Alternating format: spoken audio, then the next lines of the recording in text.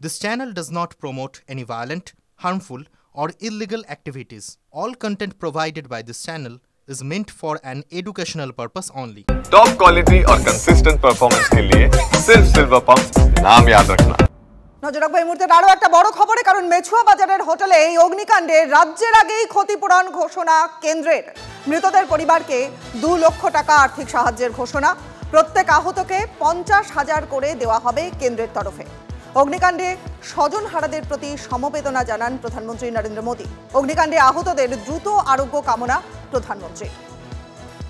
প্রধানমন্ত্রী বর্তমান অস্থির ভারতবর্ষের মধ্যেও দাঁড়িয়ে তিনি যে আমাদের পশ্চিমবঙ্গের এই খবরটাকেও নজর দিয়ে দেখেছেন, তার জন্য আমরা তাকে প্রণাম জানাই। তবে আমার মনে হয় সেই ক্ষতিপূরণটা আরেকবার কনসিডার করে আরেকটু বাড়ালে ভালো। কথা ছেড়ে দিন, আছে বলে কিছু।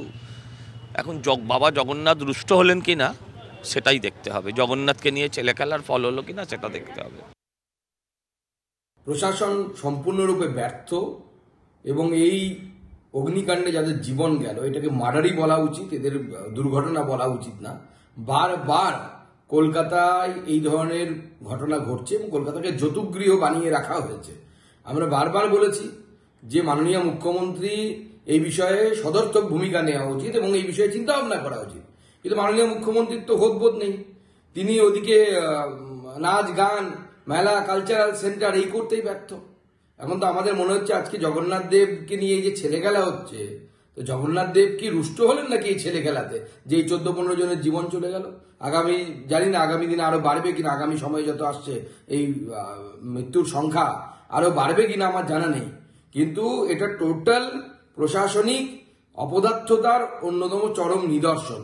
কোনো নিয়ম কানুন কিচ্ছু মানা হচ্ছে না। কলকাতার বিশেষ করে উত্তর কলকাতার যে ঘিঞ্জি এলাকাগুলো আছে, বড়বাজার থেকে শুরু করে বিভিন্ন জায়গায়, এবং বারবার এই ধরনের ঘটনা ঘটছে। এবং মুখ্যমন্ত্রী নেই, মুখ্যমন্ত্রী দীঘায় গিয়ে বসে আছেন, তিনি ওখানে ব্যস্ত।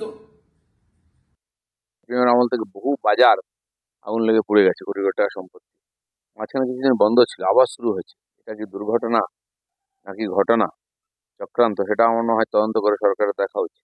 এই মুহূর্তে আরো একটা বড় খবরে নজর রাখবো। মা উড়ালপুলে মর্মান্তিক দুর্ঘটনা ঘটলো। প্রায় 40 মিনিট উড়ালপুলে রক্তাক্ত অবস্থায় পড়ে রইলেন যুবক। আমাদের সহকর্মী সৌভিক এই মুহূর্তে রয়েছেন আমাদের সঙ্গে, বিস্তারিত জানবো সৌভিকের কাছ থেকে। সৌভিক, 40 মিনিট রক্তাক্ত অবস্থায় যুবককে উড়ালপুলে পড়ে থাকতে হলো কেন? সেখানে চারিদিকে সিসিটিভিতে তো মোড়া মা উড়ালপুল। একদমই তাই। দেখো, ঘটনাটা ঘটে মা উড়ালপুলে, এবং তোমাকে জানিয়ে রাখি পার্ক সার্কাস থেকে সায়েন্স সিটি যাওয়ার সময় এই দুর্ঘটনা ঘটে, এবং যেটা প্রত্যক্ষদর্শীরা বলছে যে ঠিক ভোর 5টা থেকে 5:15টার মধ্যে এই ঘটনা। এই যুবক মাথায় হেলমেট ছিল না, এবং প্রত্যক্ষদর্শীদের মতে সে কানে ফোন লাগিয়ে কথা বলতে বলতে যাচ্ছিল, এবং সেই সময় তার বাইক স্কিড করে।